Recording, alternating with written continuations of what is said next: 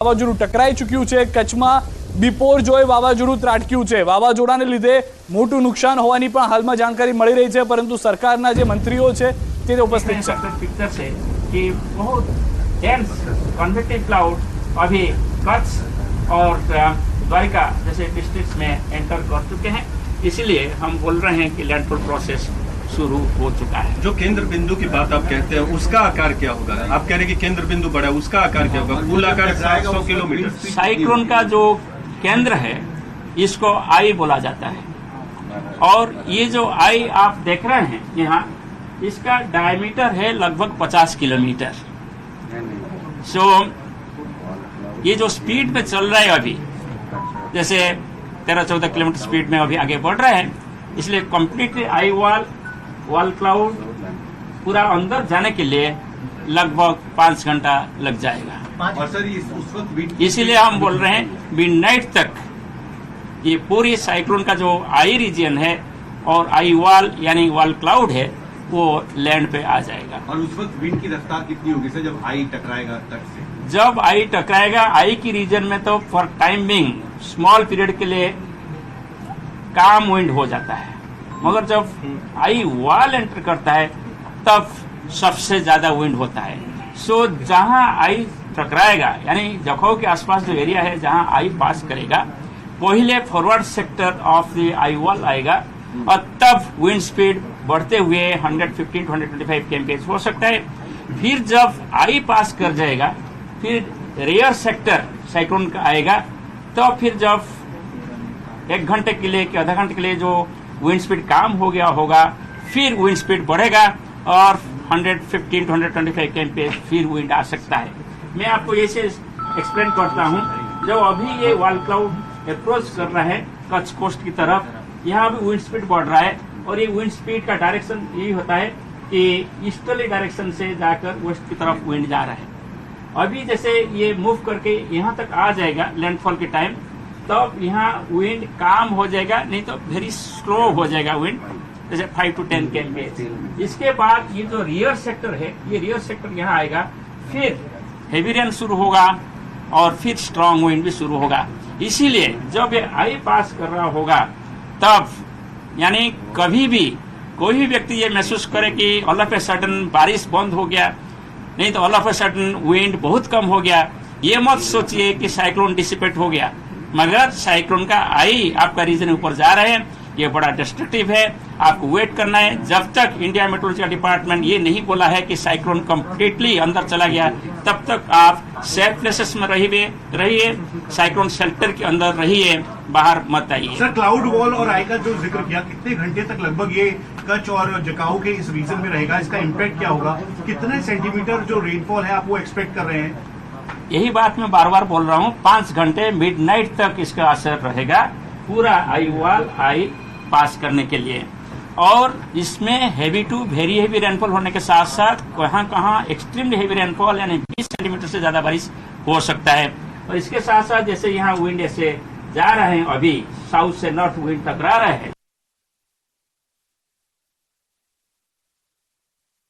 जो low lying area है कच्छ में और द्वारिका में या मोरबी में और जामनगर डिस्ट्रिक्ट में, यहाँ इनंडेशन कर सकता है। और सबसे ज्यादा इनंडेशन कच्छ एरिया में हो सकता है जब ये पास करेगा।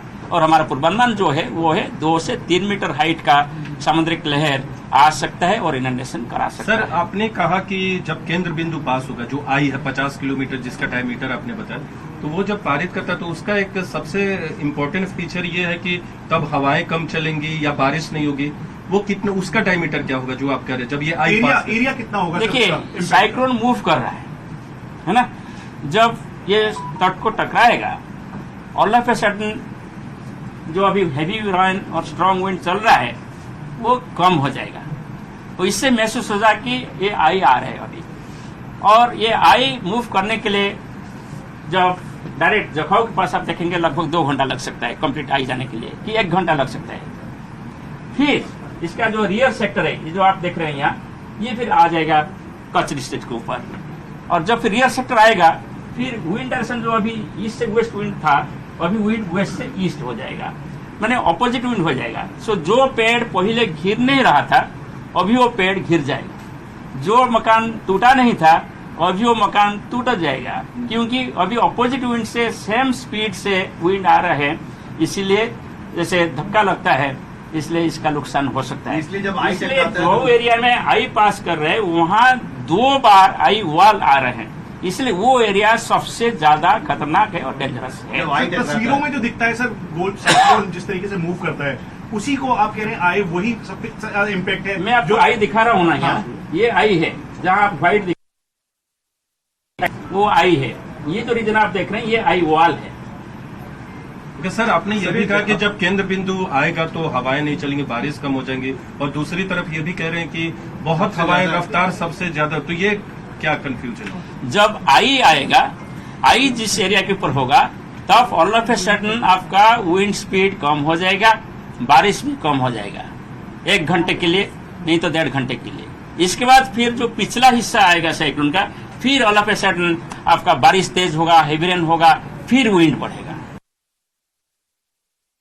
एरिया जहां आई क्रॉस करेगा, माने सेंटर क्रॉस करेगा, वहां 2 बार ऐसे strong wind and heavy rain देखने को मिलेगा। सर आपने कहा कि अभी 70 किलोमीटर दूर जखाऊ पोर्ट या उस तट के से है वो, तो वहां पे पहुंचने में भी कितना टाइम उसके सेंटर को लगेगा? देखिए, जैसे पूरा जाने के लिए 5 घंटा लगेगा मैं बोल रहा हूँ, सो सेंटर एग्जैक्टली जाने के लिए 2.5 घंटा लगेगा।